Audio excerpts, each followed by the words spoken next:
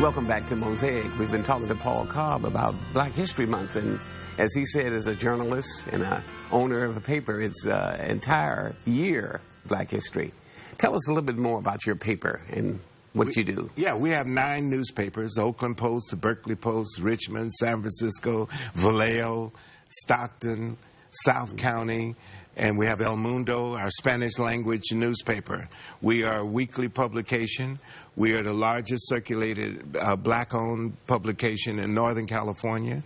We have a plan to go statewide and national with a special Black History and Black Issues insert, where we will cover issues like whatever happened to Freedman's Bank. And will every black get an opportunity to have the Alex Haley experience, where they can trace their family tree and develop a sense of an effective family unit? Those are the kinds of things that so rather than in an era of diminishing presence of newsprint, in the black community, particularly, newsprint still has primacy as a communication vehicle because the general market doesn't always include. When I was there in Oakland, pastored there for 25 years, 2 churches, you would always deliver the paper there at our churches. Yeah. You still do that? We still do it.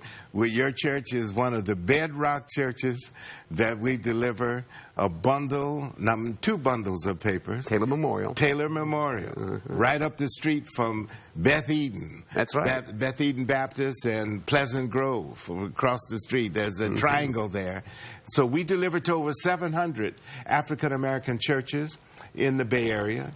Our plan is to go 5,000 churches in the state of California and ultimately 25,000 nationally. Now, you mentioned Malcolm X and Dr. King. We, of course, the whole movement of the civil rights movement we associate with Dr. King, but Malcolm we associate with the Black Power movement, Stokely Carmichael. Could you say a word about that? Yes. All of the movements were pivotal. It's almost like a symphony, a harmony. Malcolm X raised the consciousness of blacks in terms of especially those who were considered downtrodden. He offered hope for ex-offenders, for those living in ghettos, and with a self-help image. Stokely Carmichael and SNCC preached using vote and voter registration as a powerful tool to express power. And the media, of course, took the word power and overemphasized it as if it was an extra dangerous, violent thing. But they weren't asking everybody to join the National Rifle Association. They were asking people to join the National Voter Registration Association and to express themselves at the ballot box. And the Black Lives Movement that we have today morphed from the seed sown by Dr. King, Southern Christian Leadership Conference, CORE, the Congress of Racial Equality, and the constant NAACP, as well as Malcolm X. And the Black Lives Movement is refreshing because one thing that they're adding to the dialogue is with their constant nonviolent protests, which is a pattern of King, of civil disobedience, they've been able to exact promises from the administration and cause sheriffs and mayors and others to resign out of... Yes, right. And so the flag in the South was also removed. To move the flag down. So I think that this era will be marked as an era where they were able to provoke a response of acceptance and accountability, whether it's on police brutality or the flag in the South, etc. Well, you know, I'm glad you brought that up. You know, when we've had Black history, there's been some concern, why Black history? Then there's a concern, why a Black Lives Movement? Say that, a word about that. Why? I mean, we see some of the connections, but some people will ask, you know, why not some other lives matter? Yeah, Black Lives Matter does not mean that white lives do not matter. Black Lives Matter is really saying Black life matters also.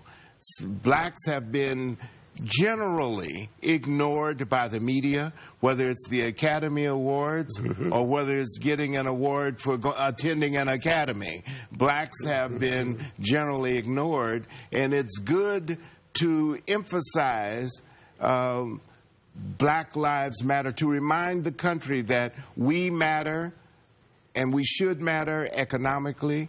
We matter because we disproportionately volunteer to fight in the army to protect the riches of the billionaires in this country.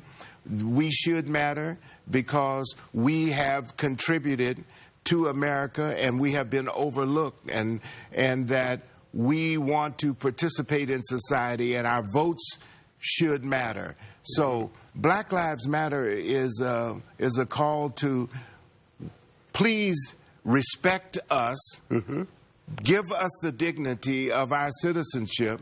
This does not mean that you have to diminish your own to acknowledge ours. I noticed that our movement, of course, Black history and all of that, has inspired other movements, like March is a women's movement month. You have also Filipino movement. You have LGBT and others have cited the civil rights movement and the words of Dr. King and the tactics of the civil rights movement that we employed in the 60s and in the 70s.